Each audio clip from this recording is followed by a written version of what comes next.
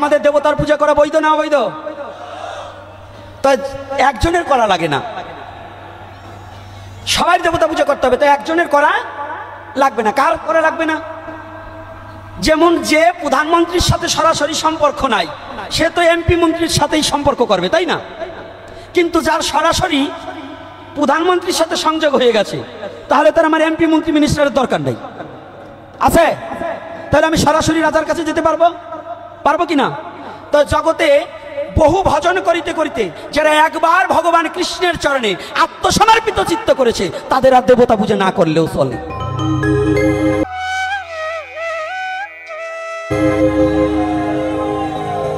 কোথায় বলছে? আমি বলি নাই।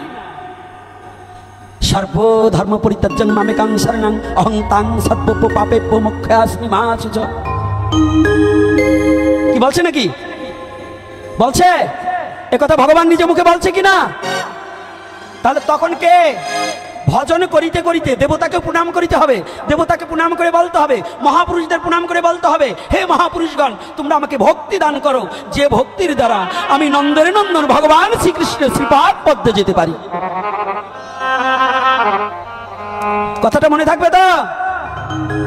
কি মনে থাকবে? রাধে রাধে। তাদের জন্য দেবতা পূজা লাগে না, কিন্তু যারা সবেমাত্র ভজন পথে যাচ্ছে তাদের দেবতা পূজা বাঞ্ছনীয় করিতে হবে। কি করবে কিনা? হ্যাঁ, তবু বলছি একটু ভালো করে শুনুন। তাহলে দেবতা পূজা, দেবতাকে প্রণাম করে কি বলবে? দেবতা কি ঈশ্বর?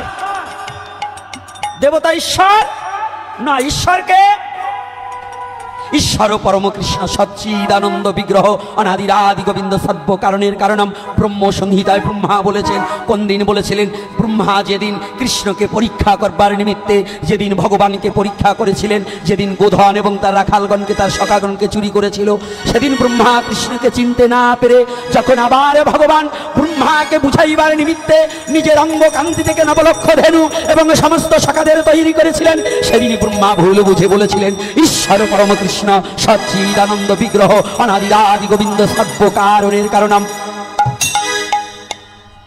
বোঝা যাচ্ছে? হ্যাঁ, তাহলে আমাদের কি ঈশ্বরকে, ঈশ্বরকে কৃষ্ণ, তাহলে ঈশ্বর কৃষ্ণকে বলা হলো কেন? ঈশ্বর নিরাকার রূপ ছেড়ে, নিরাকারত্ব ছেড়ে যখন ভক্তের জন্য, তাই প্রশ্ন থাকবে ঈশ্বর কি এবার সাকার হতে পারে নাকি? সে আসবে কেন? তার একজন কর্মচারী পাঠাই দিলেই তো হতো। তা আপনার ছেলে যদি জলের মধ্যে পড়ে, পাশে আপনি জমিদার, আপনার অনেক কর্মচারী আছে, এখন আপনি দেখলেন আপনার ছেলে জলে পড়ে গেছে, এখন আপনি ঝাঁপ দেবেন না ওই কর্মচারীকে বলবেন এই তুই যা তুই যা?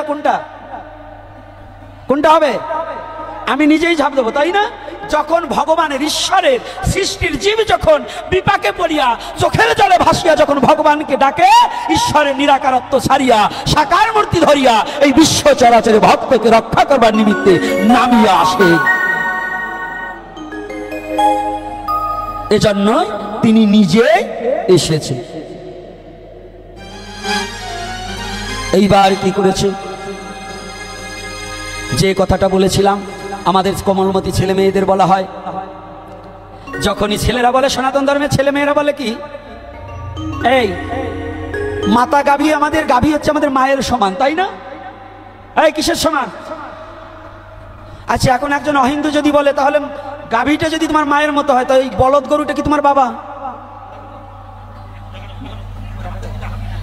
কি বলে না? মায়েরা কেউ স্টেজে না উঠে দেবে, মা ওখানে রাখুন, আমাকে দেওয়া যাবে, অসুবিধা নেই। কি তাহলে যদি কেউ অহিন্দুরা প্রশ্ন করে যে ওই বলদ গাভীটা কি তোমার বাবা, আপনারা কি উত্তর দেবেন? না বলবেন না হ্যাঁ বলবেন? হ্যাঁ। কেমন বাবা? মাতৃ স্তন পান করে মা যদি ছোটবেলায় মারা যায়, যার স্তন খেয়ে আমি বড় হয়েছি, সে যেমন মা হয়, তদ্রূপ বাবার পরিবর্তে যে আমাকে খাটনি খেটে, যার ঘাম পায়ে ফেলে যে আমাকে মানুষ করেছে, সেও আমার বাবার মতোই শ্রদ্ধা পায়। তাহলে আজ থেকে 20 বছর 30 বছর আগে এই ট্রাক্টর ছিল, ছিল, তখন আপনারা জমি চাষ করছেন কি দিয়ে? হ্যাঁ, বলদ দিয়ে চাষ করেননি? গরু দিয়ে চাষ করছেন কিনা? ছেলে গরু না মেয়ে গরু? ছেলে গরু। মুসলমানরা ধান চাষ করতো কি দিয়ে চাষ করতো? হ্যাঁ, খ্রিস্টানরা ধান চাষ করলে কি দিয়ে চাষ করতো? বৌদ্ধরা ধান চাষ করলে কি দিয়ে চাষ করতো? শুধু গরুতেই কি নাঙ্গল বইতো, না পিছনে আর একজন থাকতো? হয়তো আমার বাবা নয় আপনার বাবা, একজন থাকতো না বাবা? তো 3 বলদে চাষ তো সেই ফসল খেয়ে আপনি নেচে নেচে শিক্ষিত হয়েছে। খালি হিন্দুর বাবা না, আপনাদের বাবা।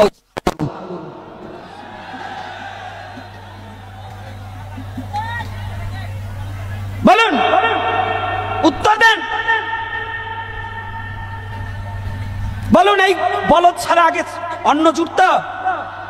তাহলে কি যে নিজের কাঁধে জোয়াল নিয়ে যে বাবাও তার পিছনে পিছনে হাঁটতো, তাহলে বাবাও এক বলদ, ওই দুটো আর এক বলদ। এই 3 বলদে চাষ করে আপনার মতো বলদ জন্ম দিয়েছে। তাহলে কি তাকে বাবার শ্রদ্ধা করতে কি দোষ আছে নাকি? এজন্য আমরা গোমাতার পূজা, বৎসদের পূজা করি, গো ফাল্গুনে পূজা করি এবং গোপা অষ্টমীতে পূজা করি। করি না? মিথ্যা কথা আপনারা করেন না, সবাই করেন না। যারা একটু জানেন তারা করেন, আরগুলো জানেও না। আর আজকে আর একটু খোটা দিয়ে যায়, একটু হিঙায় দিয়ে যায়। এই অঞ্চলে সব আমার বোধহয় এই ফলিমারিতে ক্ষত্রিয় বেশি না? ক্ষত্রিয় ব্রাহ্মণের চেয়ে একটুও কমা নয়। বাহু থেকে ক্ষত্রিয় উৎপত্তি। তো সেই ক্ষত্রিয় নিজের স্বধর্ম ভুলে মুরগি পোষে কোন কথায়? অর্থাৎ ওরা নিজের স্বধর্ম ভুলে এইবার কথা বলে না, কয় আমাকে বাড়িতে তো আছে।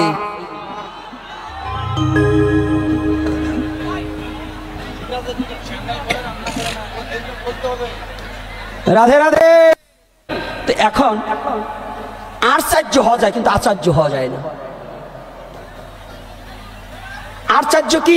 যদি একটা ছেলে নতুন কিছু করে দেখায়, তাহলে ওটাকে কি বলে? ওই ছেলেটা আচার্য, সুন্দর একটা জিনিস দেখালো যা কোনোদিন। তো তদ্রূপ এখন বর্তমান গুরু গোসাইরে তো আমরা আচার্য দেখাই, কিন্তু আচার্য হই না। আচার্যকে যেনার আচার নিষ্ঠা ভালো হয়েছে, ভক্তদের স্রোত হয়েছে, অনেক হয়েছে, গতকালের চেয়ে আজকে অনেক বেশি হয়েছে, তাই না? তাই একটা যুবক যুবতী যদি আমার এই কথাগুলো ধরে নিতে পারে, তার প্রমাণ শুনুন। আমাদের সনাতন ধর্মের কিছু কুসংস্কার। প্রথম হচ্ছে গুরুবাদী। আমার বাবা যার কাছ থেকে মন্ত্র নিয়েছে তার ছেলের কাছ থেকে মন্ত্র নিতে হবে, এইটা সম্পূর্ণ নিষেধ, মিথ্যা কথা। এগুলো সব বানোয়াট কথা, এগুলো কোনো শাস্ত্রীয় কথা নয়। এগুলো হচ্ছে আপনাকে চুষে খাওয়ার কথা, ফুলের পথে নেওয়ার কথা। অর্থাৎ আমার বাবার গুরুদেব খুব ভালো ছিল, তার ছেলে চোর, বাটপার, চরিত্রহীনা, এখন সে আমাকে দীক্ষা দিলে আমার লাভ কি? এই কোনো লাভ হবে? তাহলে এই বাটপারের কাছে আমি নাম নেব কেন? কথাটা ভালো করে শুনুন। বলবো? হ্যাঁ, যেখানে কথা আসতে বলে যাই নাকি?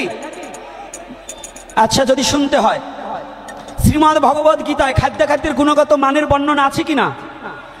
2টো অধ্যায়ে বর্ণনা করেছে, একটা 16 অধ্যায়, একটা 17 অধ্যায়।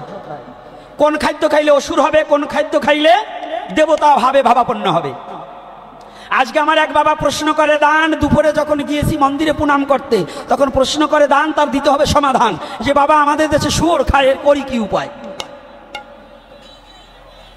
শুয়োর খাওয়া তো দূরের কথা, শুয়োর পালাও নিষিদ্ধ আমাদের জন্য। হ্যাঁ, একজন পালতে পারে, ছাগল পালাও অবৈধ, সে পালতে পারে, যার কোনো অ্যাবিলিটি নাই, যে কোনো নিজের জীবন রক্ষা করার জন্য একটা ছাগল পুষতে পারে, তার জন্য। তাছাড়া অন্য কারোর জন্য সনাতন ধর্মে ছাগল পুষার বিধান নেই। আপনি জানেন তো শিবের শ্বশুরের নাম কি?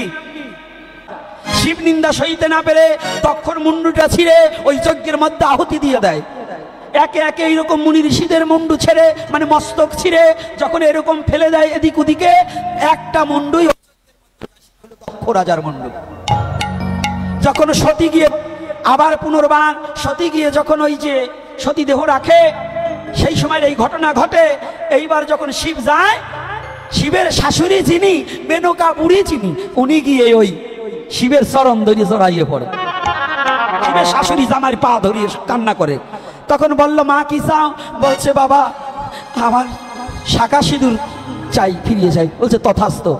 এইবার বললেন শিবের ঠাই যে সব কটা তো মুন্ডু ছেড়ছে, বাঁচাবার তো কায়দা নাই। বলছে, যার যার মুন্ডু তার তার ঘাড়ে লাগিয়ে দিয়ে তুমি দিলেই জোড়া লেগে যাবে, ওরা আবার জীবিত হবে। সবাই মাথা পেল, কিন্তু দক্ষ রাজার মাথা খুঁজে পাওয়া না গেল। ভালো করে বুঝবেন, দক্ষ রাজার মাথা যখন খুঁজে না পায় তখন শিবের কাছে গিয়ে বলে এখন কি করি উপায়, কারণ দক্ষ রাজার মাথা তো পাওয়া যায় না, আপনার শাশুড়ি যে বিধবা হয়ে যায়। শিব বললেন যা উত্তর দিকে ধা, উত্তরে গিয়ে দেখবি যে শুয়ে তার মাথা কাটিয়ে লাগাইয়ে দিবে।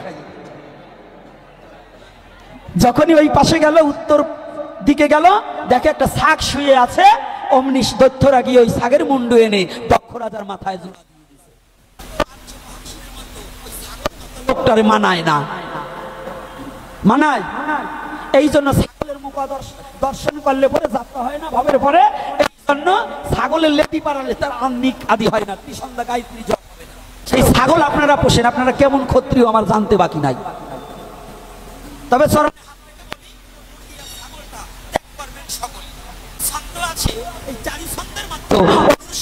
ছন্দ হচ্ছে ভগবানের মনোনীত ছন্দ। প্রতিটা জিনিস আমাদের সনাতন ধর্ম, অন্য কোন ধর্মে রাগ রাগিনী তাল ছন্দ লয় এটা নেই।